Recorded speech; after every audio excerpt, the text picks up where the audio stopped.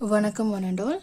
So in this video we will discuss the introduction part of trigonometric function. So trigonometry, trigon means three-sided polygon, which is nothing but triangle.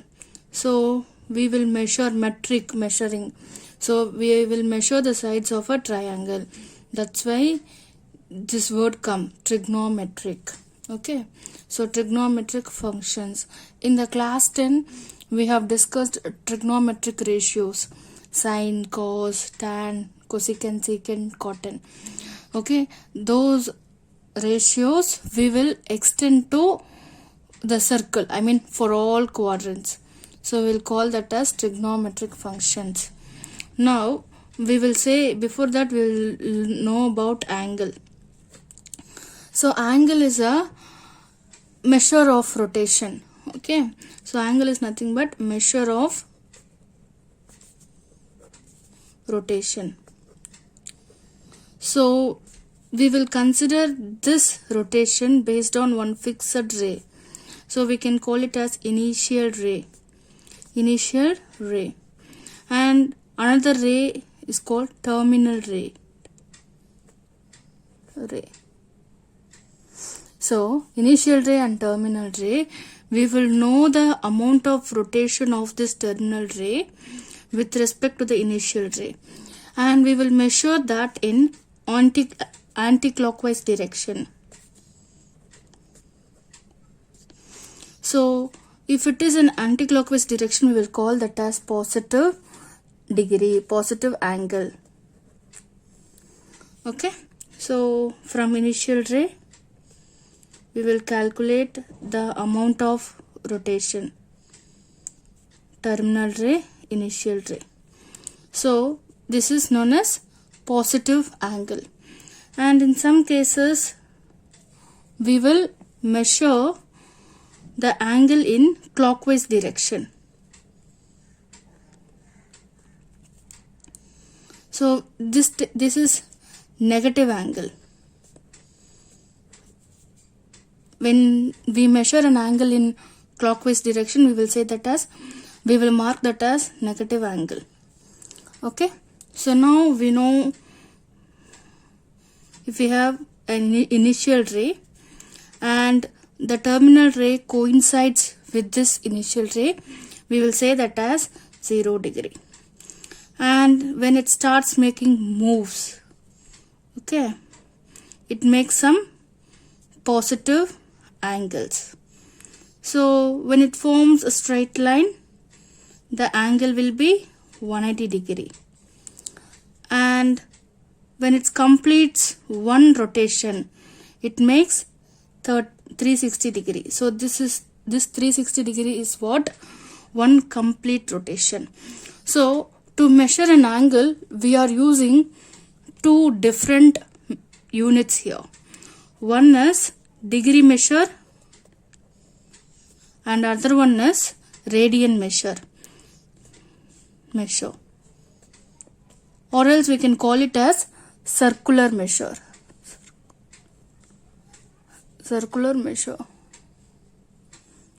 So in degree measure, many of us are familiar with this degree measure, and radian measure carries the symbol pi in it. So for one complete rotation, we are stating the angle is 360 degree. So if we imagine about a unit circle,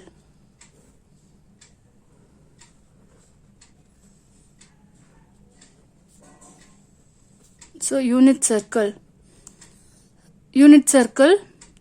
we know the length will be 1 centimeter or 1 meter, whatever. So when the length of unit arc length and the radii are equal, then it makes 1 radian angle in the center. It subtends 1 radian angle in the center. So to complete its circumference, for one complete rotation, 2 pi. It's a unit circle. The boundary will be 2 pi r. Since it is a unit circle, we will write 2 pi. So we can say 360 degree equal to 2 pi. 2 pi radian. 2 pi. So where pi is approximated to 22 by 7. Okay.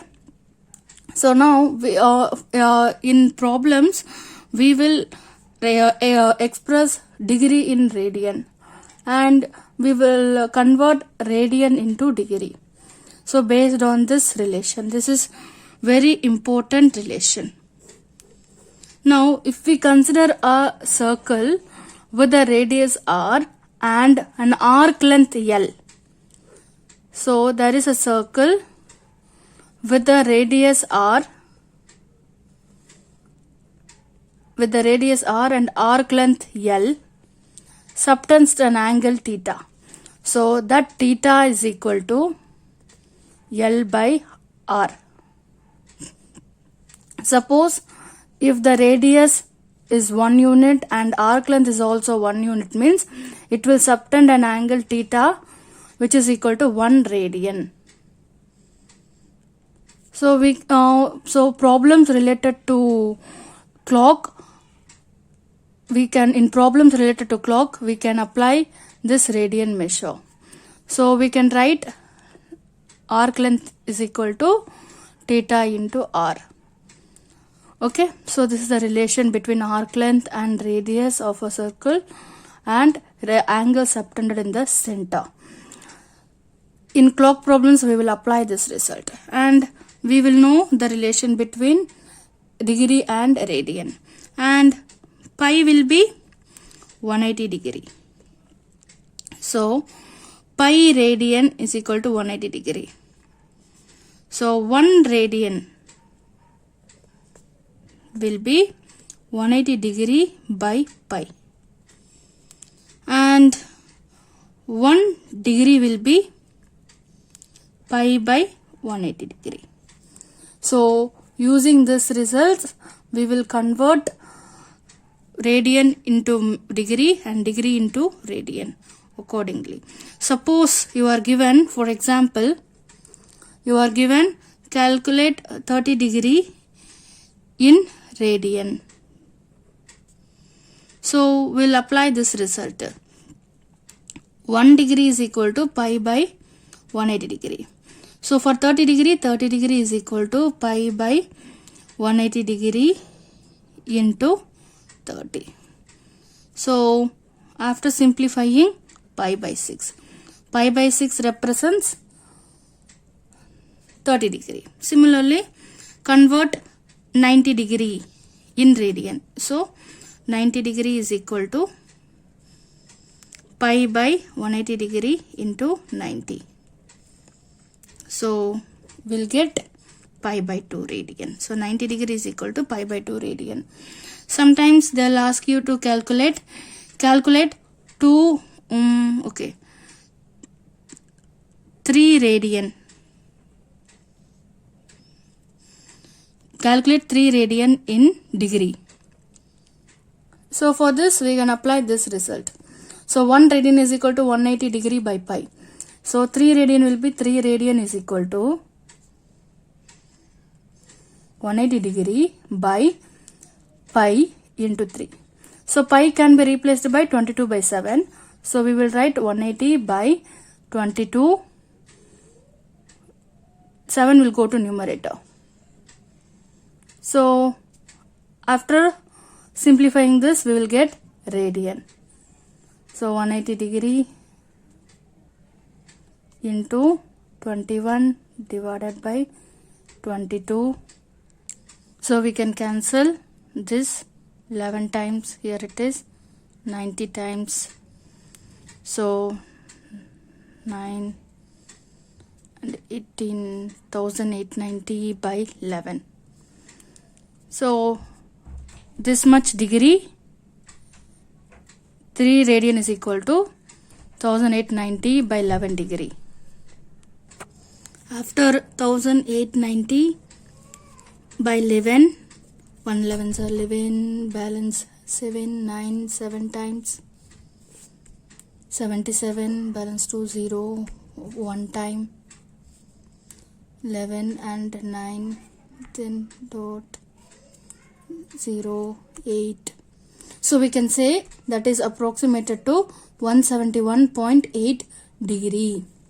So 3 radian is equal to 171.8 degree. So now we have got the relation between radian and degree, and also they have refined 1 degree as 60 minutes and 1 minute is 60 seconds. This is important result to solve the problems. So we got one incomplete number here, right? So this decimal can be converted to minutes, and if it is not ending with the minutes, you have to round that to seconds. Okay, so we got the relations and all. Now we will learn trigonometric function. Trigonometric function. So in our previous classes up to class 10, we have discussed 6 trigonometric ratios in the first quadrant only, which means we have considered angle 0 to pi by 2 or 90 degree. So we have discussed the ratios of triangles, okay, in this first quadrant. Now we will discuss the angles in the remaining 3 quadrants also. So this is known as first quadrant, this is second quadrant, this is third, and this is fourth. So angle 0 and angle pi by 2, 180 degree or pi, and 3 pi by 2 or 270 degree, and 360 degree or 2 pi. These angles are known as quadrant angles. Okay, and now we will consider one unit circle. So here we have taken one unit circle and I have marked points A, B, C, D on the quadrant angles, at quadrant angles. Now we will mark a point. A point on the boundary of this unit circle can be P, which has the coordinates A and B. So it says this particular side is A and the terminal ray is coinciding with the P and it makes angle X, and since it is a unit circle, the length will be 1, and first A coordinate represents A represents X coordinate, so I have written A, and the vertical one is representing Y coordinate, so that is B. So we have marked this. Now since it is a triangle, right triangle, this one is hypotenuse and this is opposite side and this is adjacent side. So cos X is equal to opposite by cos X is equal to adjacent by hypotenuse. Adjacent is A, hypotenuse is 1, and sin X will be opposite by hypotenuse, which is B. So the points are P, cos X, comma sin X. Okay, so the points on this circumference will be represented by by cos and sin ratios. Okay, so now here the point A, which represents 1, 0, it is nothing but cos 0, sin 0. So cos 0 is 1, sin 0 is 0.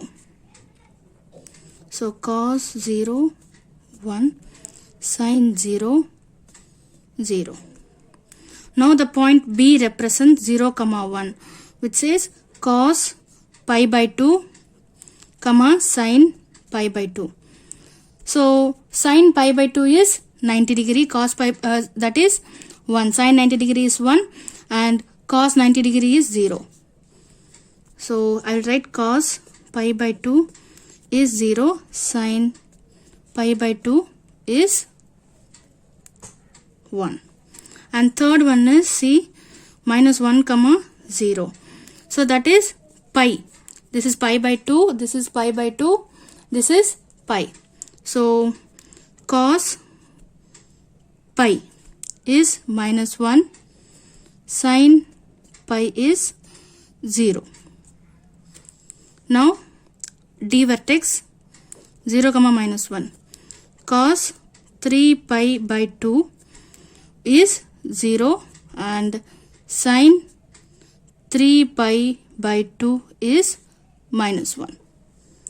So from this we can observe one thing, and we'll come back to this same position again, the initial point where we have cos pi, cos 2 pi. Cos 2 pi will be 1, sin 2 pi will be 0. So we have observed one pattern from this. Whenever sin is multiple of 2 pi, integer multiple of 2 pi, we are getting 0. And whenever cos is integer multiple of, odd integer multiple of pi by 2,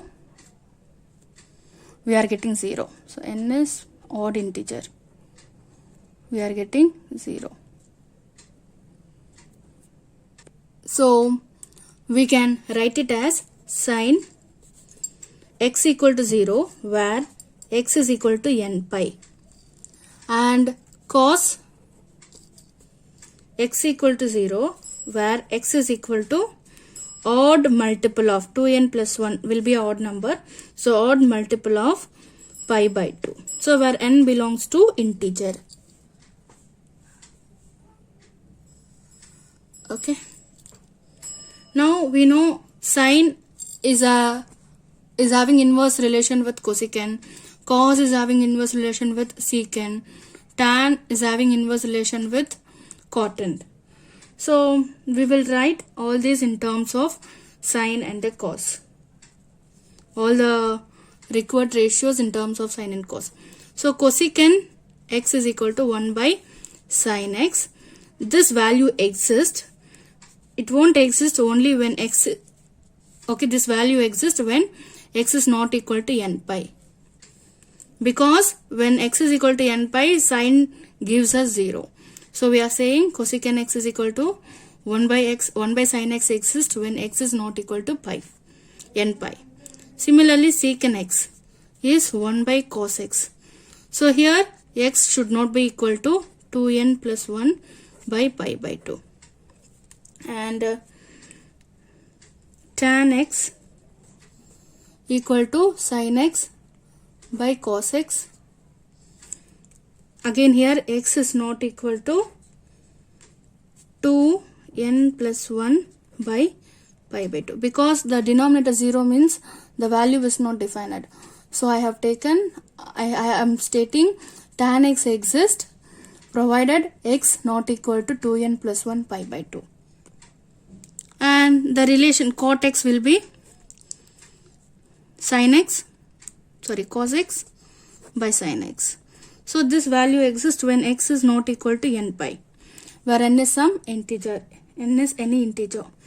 Now from the previous triangle and from this triangle we can get sin square x is equal to sin square x plus cos square x as 1, because it's a right triangle only.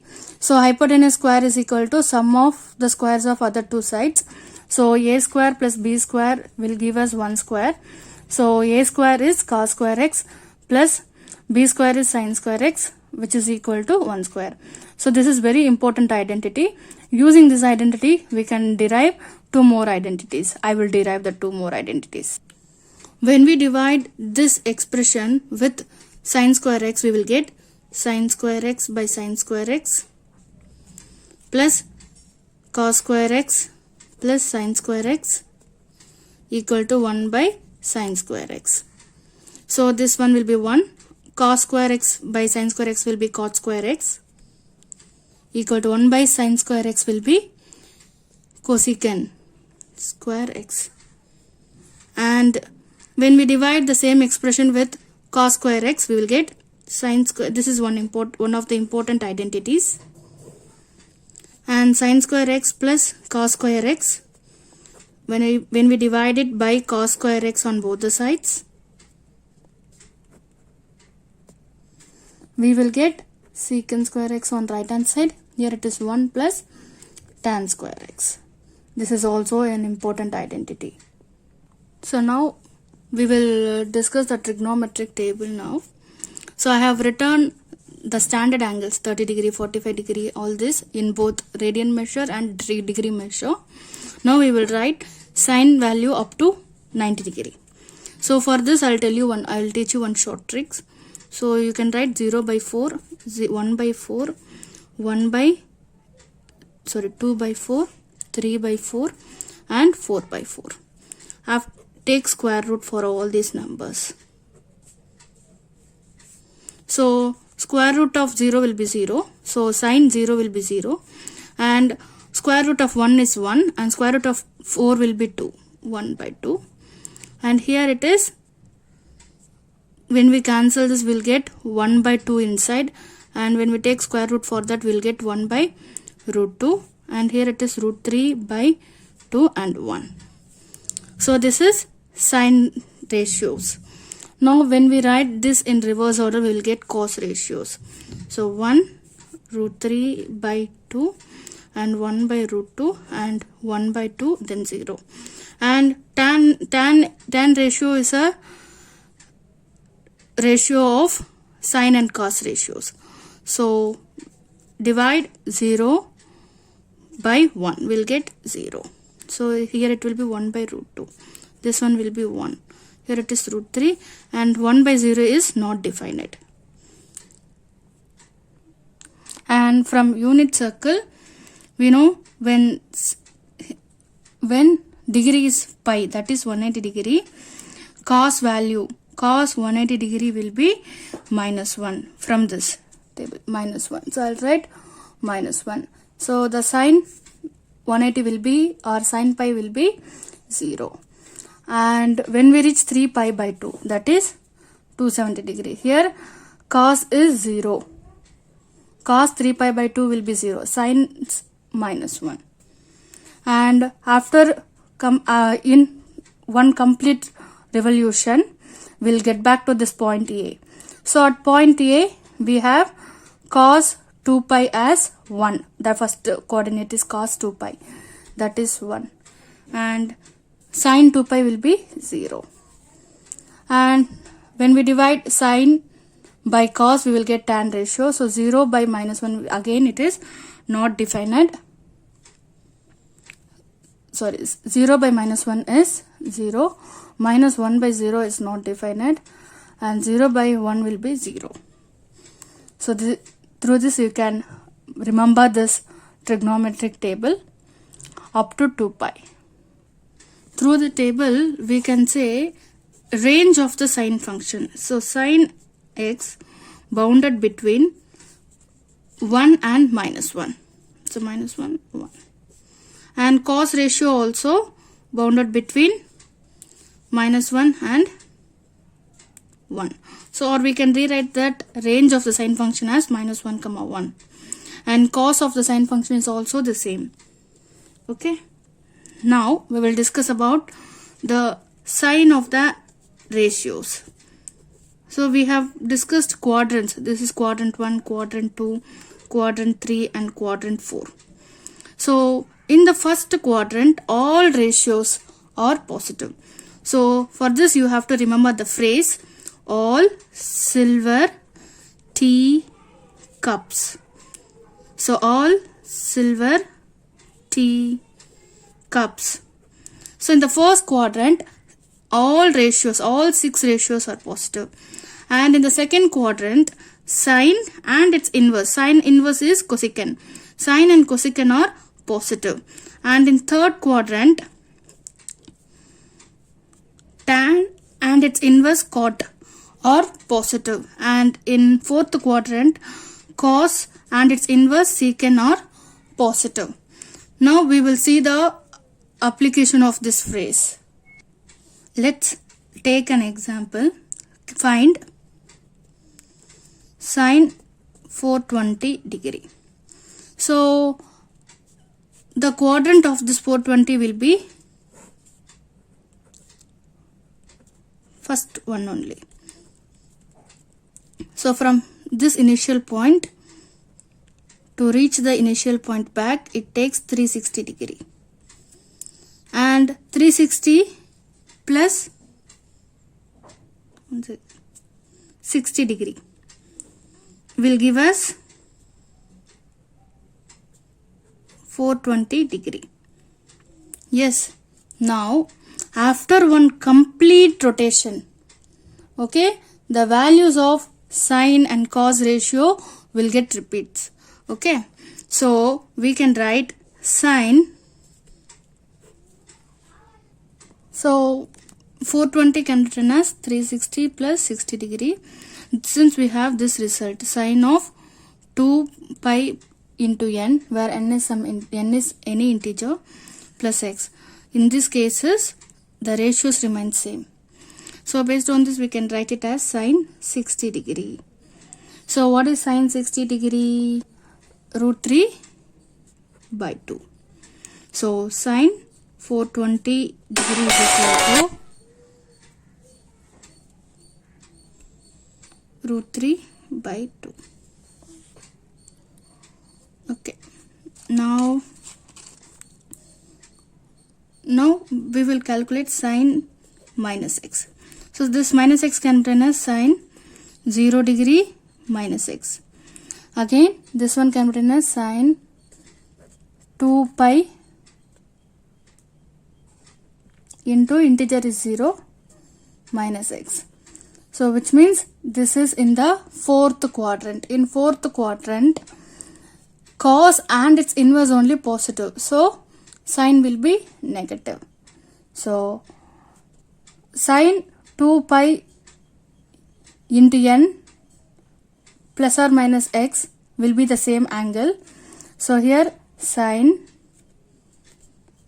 since it is in fourth quadrant, we will get minus x.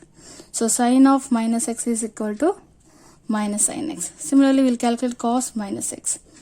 So cos 0 minus x. So cos 0 minus x. So it lies in fourth quadrant. In fourth quadrant, it is positive. So cos x. Cos of minus x will be cos x. Now I think these are the important results to solve problems of the exercise 3.1 to 3.1, 3.2 and 3.3 of the chapter. Hope you understood. Thank you.